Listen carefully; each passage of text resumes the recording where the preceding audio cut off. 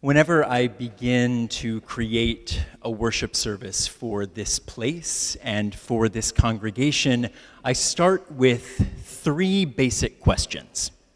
One, what is the good news I want this service to proclaim? Two, how can I make sure that this specific good news can be appreciated by a person who has never been to Judson before? And three, who specifically in the current congregation will particularly appreciate this specific good news?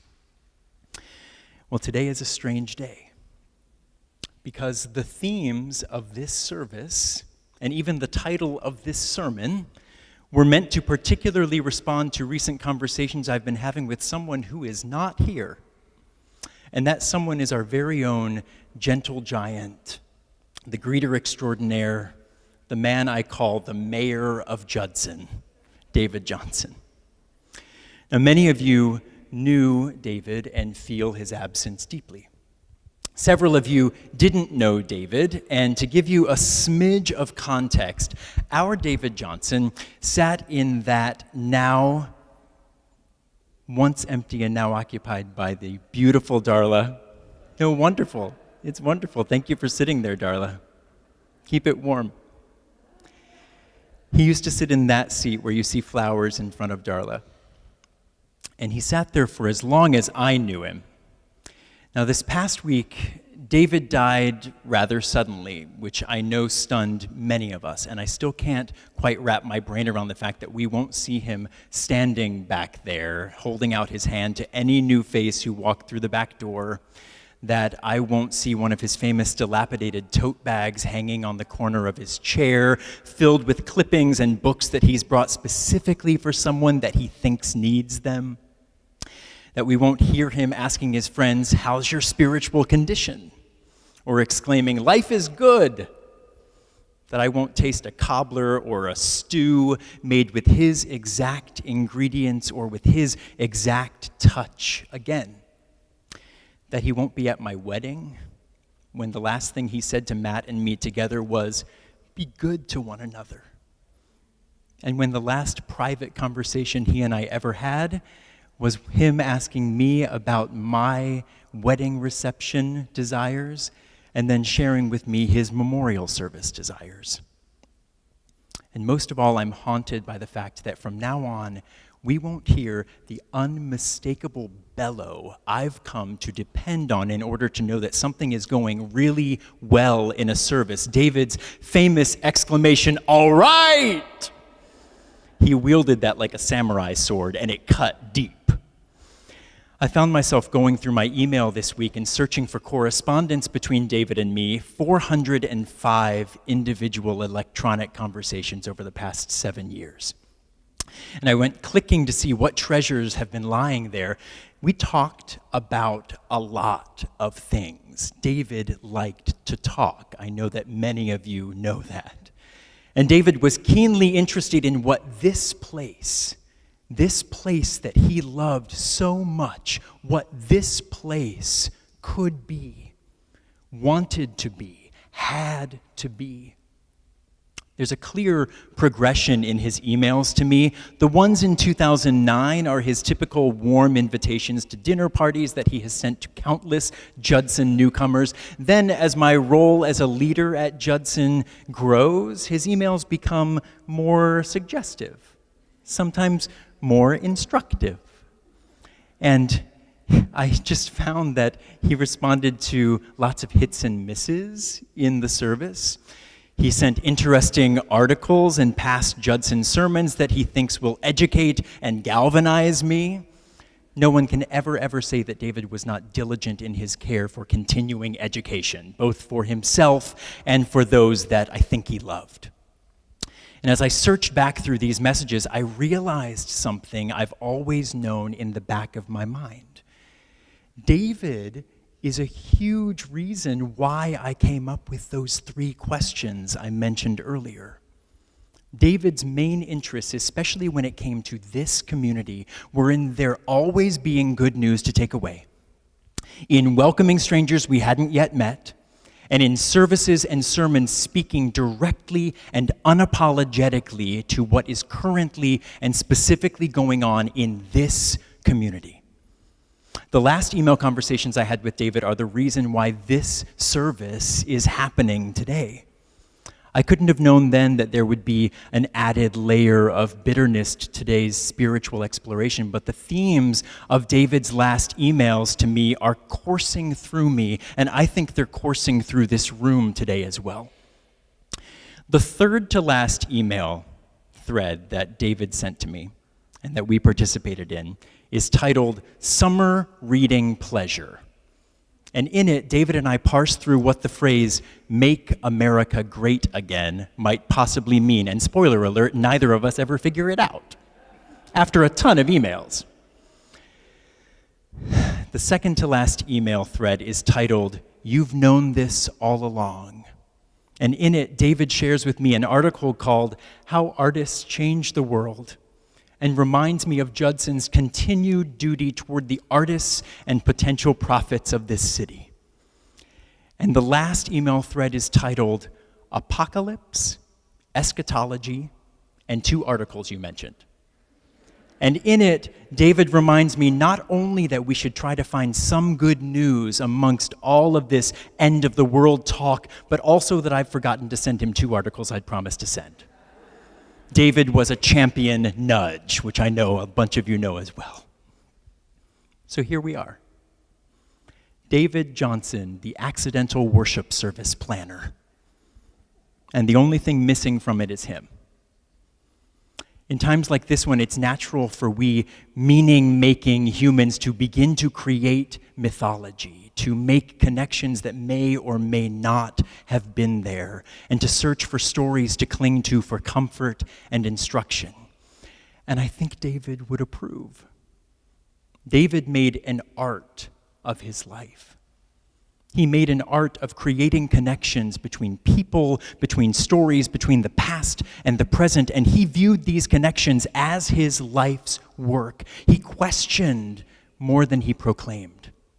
He complicated more than he simplified. He sought abundance over scarcity, and he always created more than he tore down. Now, David's continual turn toward creation and abundance is the legacy I will always remember about him, and I dare say it's the legacy most will remember about him. Creating connection with David wasn't always easy, but it was abundant.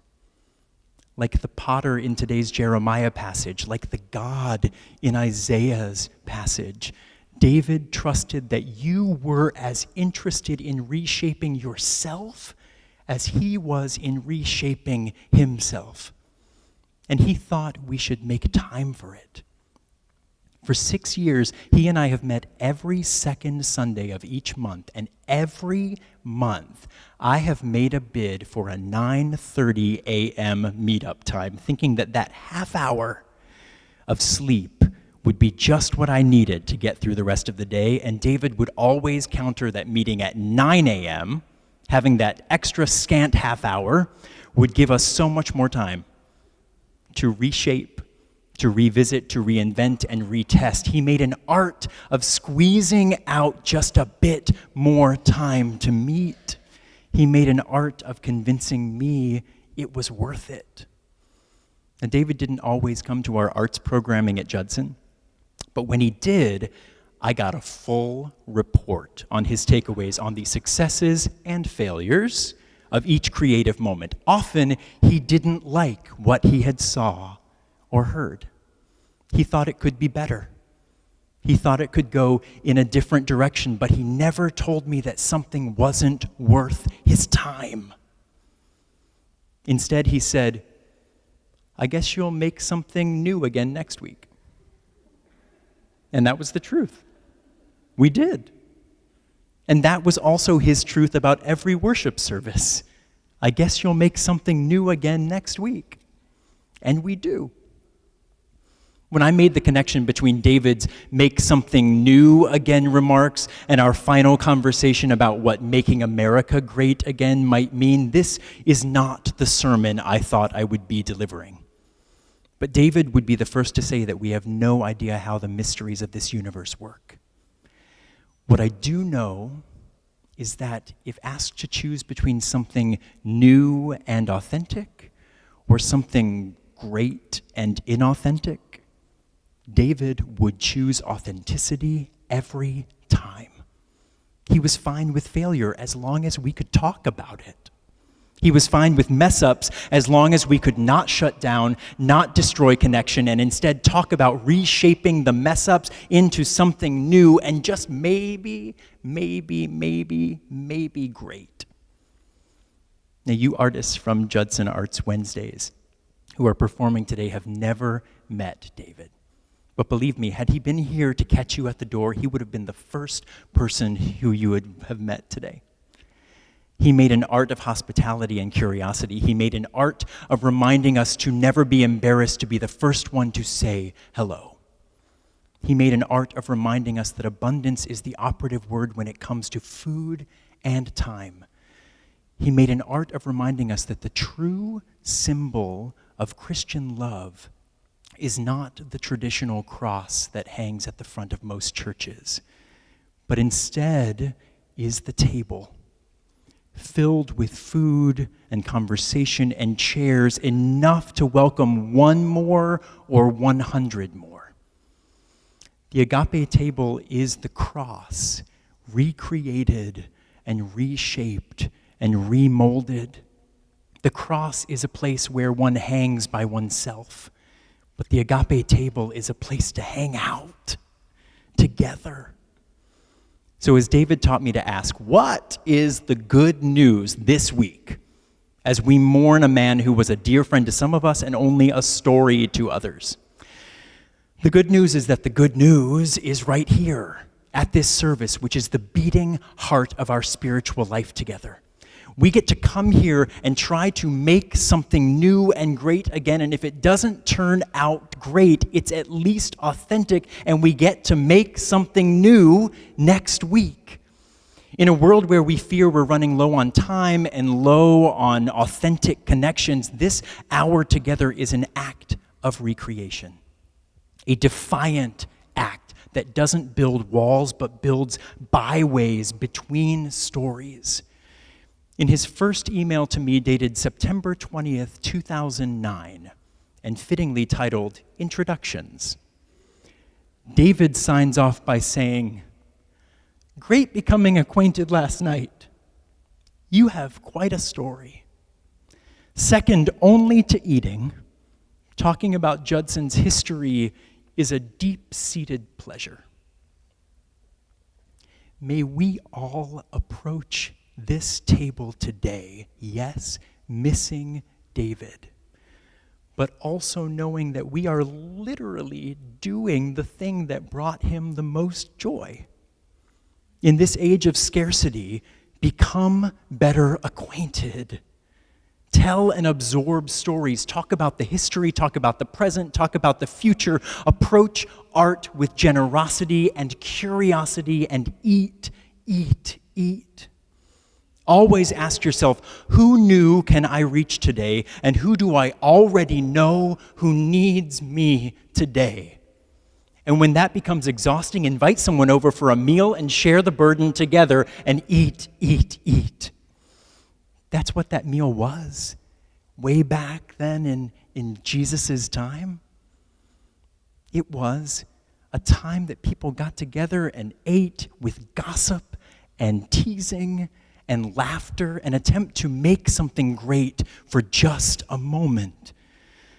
Now today, David might not be back at that back table, but I think he's now at every one of these tables. So make our curious friend proud. As we gather our food and drink for communion, let's make rivers in the desert. Let's make ways in the wilderness. We've got the time and the tools at our tables already. Your authentic, curious self is the final ingredient. Your authentic, curious self is the continuing good news. Things aren't always great, but when we stay curious, life is good. All right. Amen. So I really mean it. This is the time that we gather our food and our drink for that actual sacred moment in the middle of our service. So while you're doing that, make sure everybody's got something to eat, everybody's got something to drink. You don't actually have to participate in communion if you don't want to, but at least talk to each other and learn each other's names. Find out how you're doing today.